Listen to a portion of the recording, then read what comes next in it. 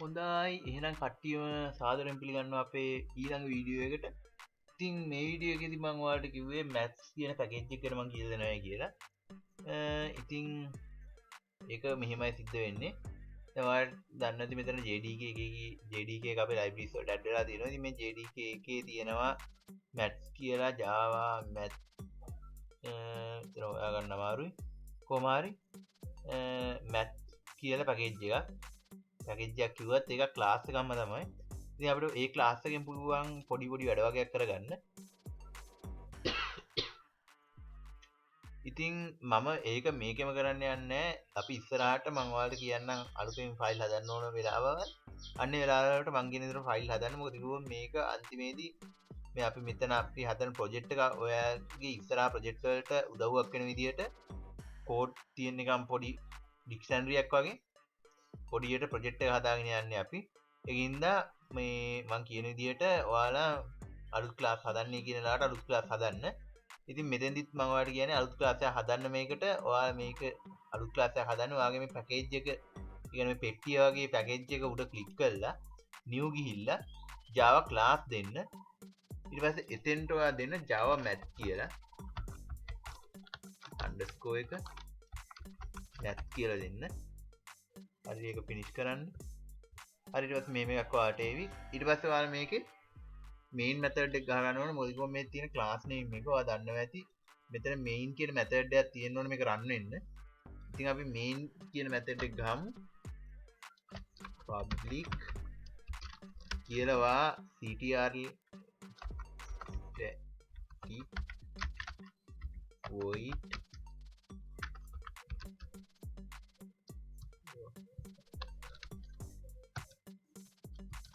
හරි ඔන්න හොඳයි.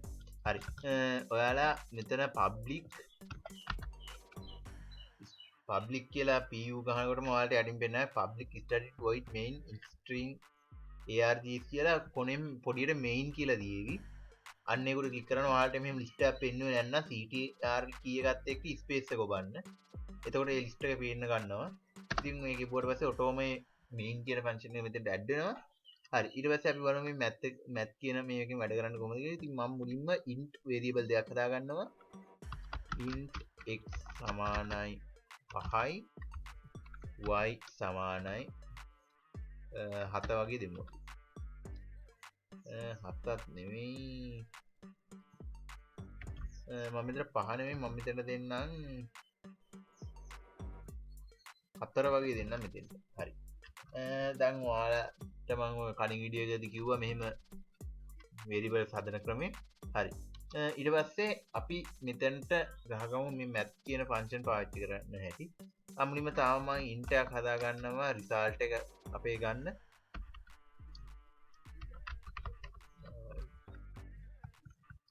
result නේ ඔතෙන්ට දාන්නම් output කියලා. හරි ඊට පස්සේ මම ඔතන output කියලා variable එක හදාගත්තා. දැන් මම මේ x සහ y අතර තියෙන ලොකු වැඩිම විශාලත්වය සහිත සංඛ්‍යාව ගන්න ඕන. ඒකට අපිට පුළුවන් math.max කියලා පාවිච්චි කරන්න. ඉතින් ඔයාලට පේනවා ඇති max කියලා දාපුවම මෙතනින් එනවා. ඉතින් මම සම්පූර්ණයෙන් මේක ගන්න. ඉතින් ඔයාලට පේනවා ඇති අපිට max කියන ෆන්ක්ෂන් එක පාවිච්චි කරන්න පුළුවන්. max කියන්නේ මෙතන ඇත්තටම method එක. method එක පාවිච්චි කරන්න පුළුවන් int එකක් double එකක් float එකක් සහ long එකක් අතර. මේ long එකේ කියන්නේ int එකක් වගේම එකක් තමයි. ඒකට ගොඩක් විශාල දත්ත පරාසයක් මේ ගබඩා කරගන්න පුළුවන්. ඉතින් අපිට int එකක සාමාන්‍යයෙන් int එකකට පුළුවන් ටිකක් ලොකු දත්ත පරාසයකට පුළුවන්. ඊට වඩා ටිකක් ලොකු දත්ත පරාසයක් long එකකට පුළුවන්. කොහොම හරි අපි ඒක ඉස්සරහට බලමු. ඉතින් math.max කියලා අහලා මම මේකේ a සමානයි x b සමානයි y දීලා semicolon එකකින් ඉවර කරනවා. ඉතින් මම system.out එක ගහනවා system.out.println මම මෙතෙන්ට ගහනවා math.max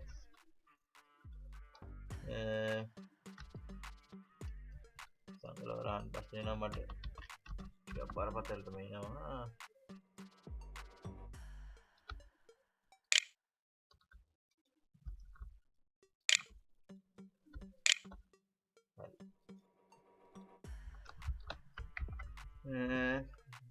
මෙතන මං 4 කියලා දාන්න සමානයි. ඊට පස්සේ මම අවුට්පුට් එක මෙතෙන්ට දානවා. ඔයා දන්නවා ස්ට්‍රින්ග් එකක් ඉන්ට් එකකට කනෙක්ට් කරගන්න පුළුවන්.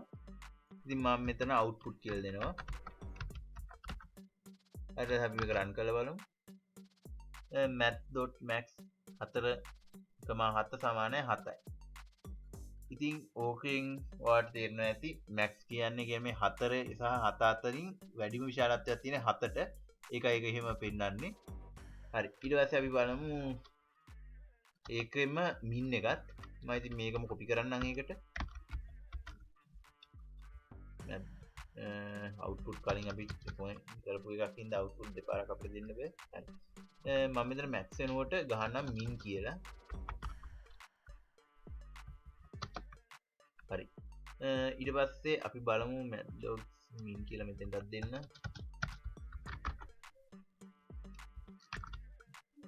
ඉතින් ඔයාලට පේනවාද එතෙන්දී අපිට දුන්නේ 4. ඉතින් math.min කියන්නේ 7 සහ 4 අතරින් කුඩාම සංඛ්‍යාව. ඉතින් එතකොට ඒක ඇවිල්ලා 4යි. ඊට පස්සේ අපි තව බලමු. තව කෝඩ් එකක් තියෙනවා අපිට. ඒකත් අපි මෙහෙම වලින් හරි. ඒකෙදී math.sqrt මම මේකට දෙකක් ඕනේ නැහැ. x විතරක් මෙතන දිනනවා. ඊට පස්සේ මේකේ අවුට්පුට් එක දෙන්නේ මේ මෙතනට දාන්න. අවුට්පුට් එක දෙන්නේ මේ ඉන්ට් එකක් විදියට නෙවෙයි ඩබල් එකක් විදියට. ඔයාලට ඒක මොකක්ද කියලා තේරෙන්නේ මේක රන් වෙනකොට හේතුව. ඉතින් මම මෙතෙන්ටත් අවුට්පුට් එක මම මෙතන කැපිටල් කරා ඔයාලා දකින්න ඇති. අවුට් කියලා විතර මම ඕනම් මෙතෙන්ට දෙන්න ඔයාලට වැඩි තව ලේසියෙන් තේරෙන්න. ඒ වගේම මෙතනත්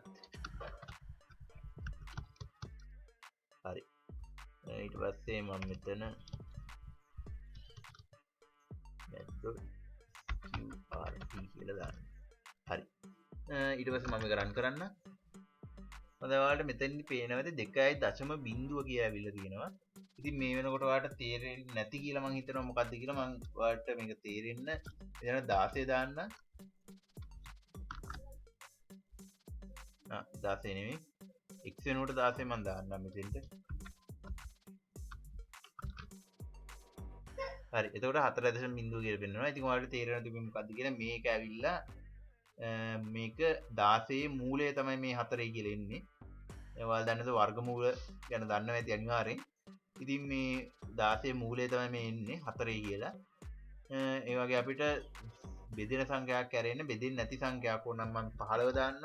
ඔයා දන්නවා 15 පූර්ණ සංඛ්‍යාවක මූලයක් නෙවෙයි. එතකොට ඔයාලට පේනවා 3.87යි ඔහොම දිග දශම සංඛ්‍යාවක් ඇවිල්ලා තියෙනවා. ඉතින් ඕක තමයි 15 මූලය වෙන්නේ. හරි. ඊට පස්සේ ඔයාලට දැන් තේරෙනවද මෙතන ඩබල් එක පාවිච්චි වෙන හේතුව මොකද කිව්වොත් මෙතෙන්ට ඉන්ට් එකක් දුන්නට පස්සේ අර දශම සංඛ්‍යාවයකට ස්ටෝර් කරගන්න බැරි හින්දා අනික මේකේ ගොඩක් දිගට එන හින්දා ෆ්ලොට් එකක් පාවිච්චි කරන්නත් බෑ. මෙතන ෆ්ලොට් එකකට දාගන්න පුළුවන් යම්කිසි දිගක් තියෙනවා. ඒ කියන්නේ යම්කිසි දත්ත පරාසයක් තියෙනවා. ඉතින් ඩබල් එකකට එහෙම නෑ. ඒකේ දත්ත පරාසය වැඩි වෙන්න ඒ කියන්නේ ඔන්න ඩබල් එකකට එක ඉලක්කමක සංඛ්‍යාවක් දුන්නොත් ඒක චා එකක්. ඒ කියන්නේ එක සංකේතයක් විදිහට ඒක ස්ටෝර් කරගන්නවා. ඊට පස්සේ ඔන්න සාමාන්‍ය ඉලක්කම් 10ක් විතර දුන්නොත් එයා සාමාන්‍ය ෂෝට් ඉන්ට් එකක් විදිහට ස්ටෝර් කරගන්නවා. එහෙමම ඒ අපි දෙන වැලියු එකේ ප්‍රමාණය අනුව එයා එයාගේ සයිස් එක අඩු වැඩි කරගන්නවා. ඉතින් ෆ්ලොට් එකකට එහෙම කරන්න බෑ.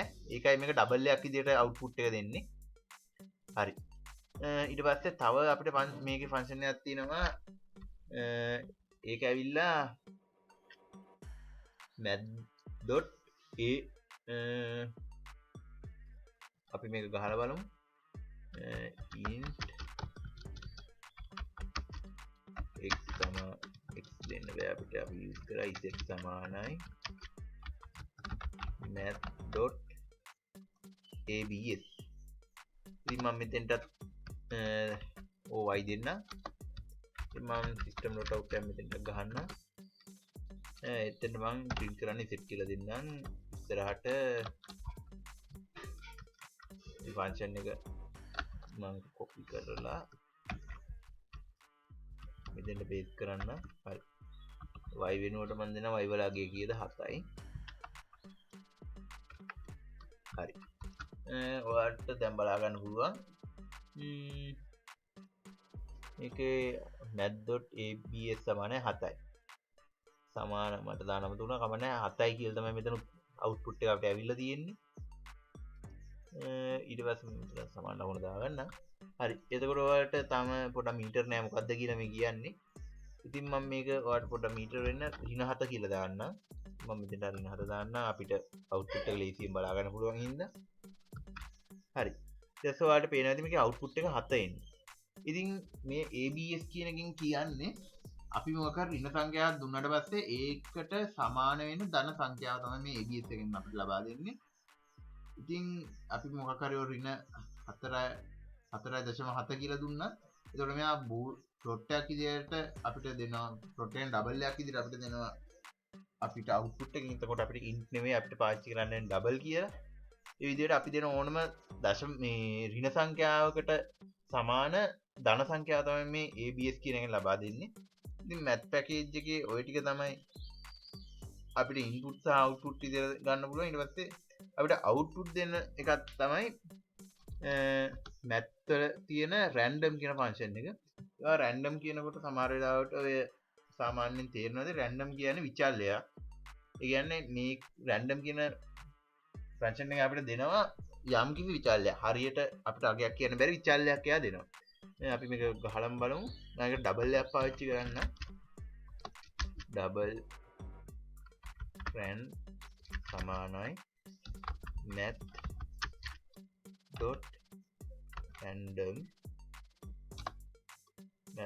random හරි. ඉතින් මෙතෙන්දි මෙයා දෙන්නේ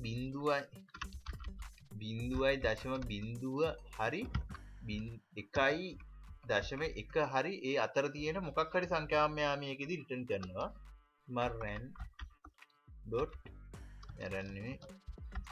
system.out.println math.random කිය මෙතෙන්ට දෙන්න.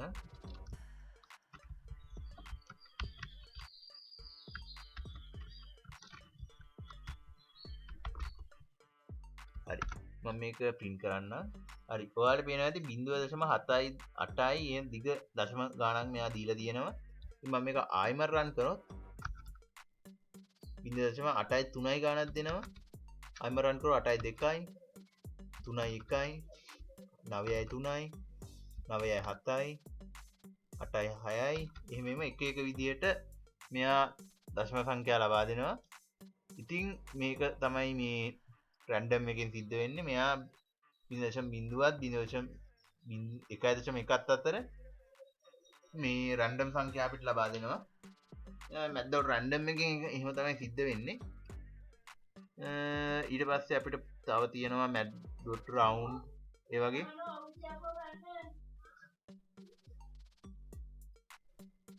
අපිට තියෙනවා ඔය වගේ math.round ඊට පස්සේ math. එහෙමම ඔය math package එකේ ගොඩක් වැඩ ගොඩක් තියෙනවා.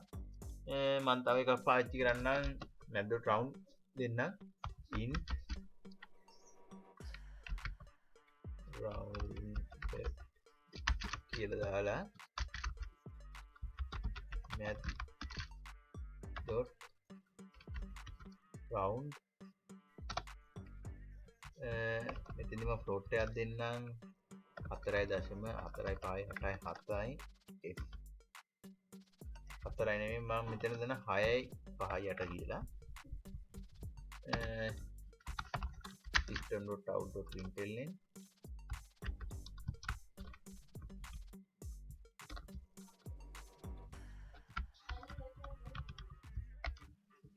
සමානයි යන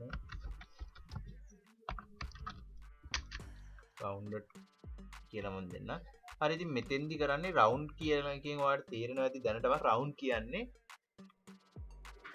ආසන්න අගයකට වට යන එක තමයි මේ round කියන්නේ. ඒ කියන්නේ 4.6යි 5යි 8යි 7 මෙයා වට වෙනවා ආසන්න දශමයේ සංඛ්‍යාවට. ඒ කියන්නේ ආසන්න පූර්ණ සංඛ්‍යාවට වට වෙන එක තමයි මේ කරන්නේ. අපි බලමු මේක රන් කරලා. හරි ඔයාලට පේන ඇති 5යි කියලා මෙතන පෙන්නනවා. ඉතින් ඔයා දන්නවා 4.6 කියන්නේ මේ 4.6 කියන්නේ 4.6යි 5යි 8යි 7 වැටෙව්වට පස්සේ ආසන්න පූර්ණ සංඛ්‍යාවට ඒක උත්තරේ එන්නේ 5යි කියලා. ඉතින් මම නම් මේක 1යි 1 දෙන්න. එතකොට ඔයාලට බලා ගන්න පුළුවන් වේවි 4යි කියලා එනවා. මොකද ඉවත් 4.1යි 1යි 8යි 7 වැටෙව්වට පස්සේ ආසන්න පූර්ණ සංඛ්‍යාව වෙන්නේ එකට 4. හරි. ඊට පස්සේ මම මේක තිබ්බ ගානම දාන්න. ඔයගේ ෆන්ක්ෂන් ගොඩාක් අපිට වැදගත් ෆන්ක්ෂන් ගොඩක් තියෙනවා අපේ මේ මැත් කියන පැකේජ් එකේ. ඉතින් මේ ටික විතරක් දැන් මම දාන්න. ඉතින් ඔයාට මීට පස්සේ ඔය මේ එක එක ප්‍රෝග්‍රෑම් වලට ඔයාට ඕන වෙලාවෙ මැත් ෆන්ක්ෂන් හොයන්න වුණොත් සාමාන්‍යයෙන් ඔයිට වඩා අපි මැත් ෆන්ක්ෂන් වැඩි යූස් කරන්නේ ඔය ටික තමයි සාමාන්‍යයෙන් යූස් කරන මැත් ෆන්ක්ෂන් ටික වෙන්නේ. ඔයිට අමතරව ඔය හදිස්සියකදී ඔයාට යූස් කරන්න මැත් ෆන්ක්ෂන් ඕන වුණොත් ඔයාට පුළුවන් එහෙම ඔයාගේ මැත් ෆන්ක්ෂන් එකේ දාලා ඊට පස්සේ ඒකේ උදාහරණයක් මේකට දාලා තියන්න. මොකද කිව්වොත් ඒක ඔයාට වටිනවා ඉස්සරහදී සාමාන්‍ය අපි සාමාන්‍ය ප්‍රෝග්‍රෑමින් පටන් ගත්තට පස්සේ අපි සතියෙන් දෙකක නවත්තන්නේ. අපි කාලයක් ඕක සමහරට අපිට මොකක් හරි වැඩක් නැතුව ඉන්න කාලයක්. ඊට පස්සේ අපිට ඕන මොකක් හරි ඔළුවට අදහසක් එන ඕන අලුතෙන් ප්‍රෝග්‍රෑම් එකක් හදන්න. ඊට පස්සේ අවුරුද්දකට විතර පස්සේ ආයෙමත් අපි නෙට් බීන් එක පැත්තට ඇවිල්ලා අපි ප්‍රෝග්‍රෑම් එක ගහන්න පටන් ගන්නවා. අපිට මතක නැහැ මොකද්ද මේකට ඕන කෝඩ් එක කියලා. අන්න ඒක හින්දා මේ විදිහට උදාහරණ සහිත ප්‍රොජෙක්ට් එකක් ඔයාලයි ප්‍රොජෙක්ට් හයිරාකි එකේ පැත්තකින් තියලා තියෙන එක වටිනවා. ඒ ඔයාලට ඩේටා ඉතුරු කරගන්නත් පුළුවන් වැඩෙන් කාලය ඉතුරු කරගන්නත් පුළුවන්. අන්න ඒක හින්දා ඔයාලා ඔහොම ඔයාලා අලුතෙන් හොයාගන්න ෆන්ක්ෂන් ඔහොම එක ප්‍රොජෙක්ට් එකකට දාන එක කරලා තියන්න හැමතිස්සෙම. හරි. ඊට පස්සේ ඔයාලට දැන් මැත් පැකේජ් එක ගැන මම අද මෙහිට වඩා කියන්න යන්නේ නැහැ. මොකද මැත් පැකේජ් එකේ ගොඩක් දේවල් තියෙනවා. ඔයාට මේ CTR එකත් එක ක්ලික් කළා මේ මැත් කියන ක්ලාස් එකට යන්න පුළුවන්. ඒක තියෙන්නේ මැත් කියන ක්ලාස් එක. ඉතින් ඕකේ ඔයාලට පේනවා ඇති පබ්ලික්ට ෆයිනල් ඔය එක එකව තියෙනවා. ඔතෙන් සීන් එක ගන්න එකට අදාළ කෝඩ් එක. ඊට පස්සේ මේ තියෙන tan එකට tan ඔයාලා දන්නවා ඇති ත්‍රිකෝණමිතිය. ඊට පස්සේ එය සීන් මං හිතන්නේ මේ තියෙන්නේ මොකද්ද cosine. ඊට පස්සේ cos tan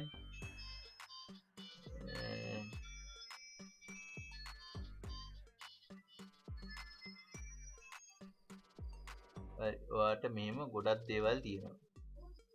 ඊට පස්සේ xp කියලා තියෙනවා එතන log 10 sqrt මේ තියෙන දැන් අපි ටිකකට කලින් යූස් කරපු ෆන්ක්ෂන් එක. ඊට පස්සේ cbrt කියලා තවත් එකක් තියෙනවා. ඊට පස්සේ emulator කියලා එකක් තියෙනවා. ic කියලා එකක් තියෙනවා. ඔහොම අපිට ගොඩාක් ෆන්ක්ෂන් අපිට මෙතනදී යූස් කරන්න පුළුවන්.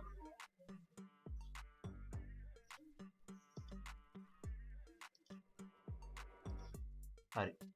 ඉතින් මෙතන tan2 කියලා ඔහොම ගොඩාක් ෆන්ක්ෂන් මෙතන තියෙනවා. ඉතින් ඔයාට කැමති නම් මේ වගේ ක්ලාස් හදන්න පුළුවන්. අපි ඉස්සරහදී ඔය ගැන බලමු. ඉතින් මේ round කියලා තියෙනවා. ඕක තමයි අපි දැන් චුට්ටකට කලින් යූස් කරපු කෝඩ් එක. මේ round කියලා අපි දුන්නාට මෙතන ලොකු කෝඩ් එකක් රන් වෙනවා. ඔයාලට පේනවා ඇති. ඔය විදිහට අපිට මේ math කියන පැකේජ් එක ගොඩක් හොඳට යූස් කරන්න පුළුවන්. හරි. ඊට පස්සේ මම මේකේ math ගැන කියන්න හිතපු ටික ඔච්චර තමයි. තව ඉතින් ඕනනම් ඔයාලට අරත්තන ක්ලාස් ෆයිල් එකට යන්න පුළුවන්. ඔයාට ඒකට යන්න පුළුවන් CTRL එකත් එක්ක අදාළ මේක ක්ලික් කරලා. ඉතින් එතන එහා පැත්තේ ක්ලික් කරොත් ඒ අදාළ round කියන දැන් math එකේ round කියන ෆන්ක්ෂන් එකට කෙලින්ම යන්න පුළුවන්. ඔයාලට math ක්ලාස් එකට විතරක් නෑ යන්න ඕනේ. මේ math කියන උඩ ක්ලික් කරන්න. ඊට පස්සේ යනවාට mouse wheel එක ක්ලික් කළාත් ඒ අදාළ තැනට යන්න පුළුවන්. හරි. math ගැන ඔච්චර තමයි ඉතින් කියන්න තියෙන්නේ. එහෙනම් ඊළඟ වීඩියෝ එකකින් හමු වෙමු. හැමෝටම සුබ දවසක්.